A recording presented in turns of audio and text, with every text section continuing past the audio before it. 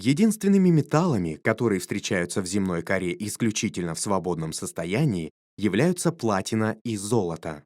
Эти металлы являются химически инертными и не образуют соединений с другими химическими элементами. Другие металлы характеризуются низкой реакционной способностью, например, серебро, медь или ртуть, которые также иногда могут быть найдены в свободном состоянии.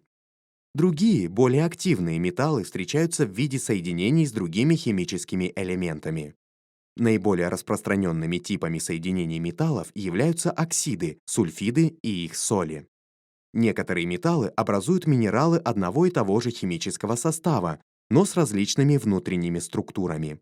Такие минералы имеют различные названия. Например, карбонат кальция встречается в природе в виде двух минералов – кальцита и арагонита, которые имеют различные кристаллические структуры.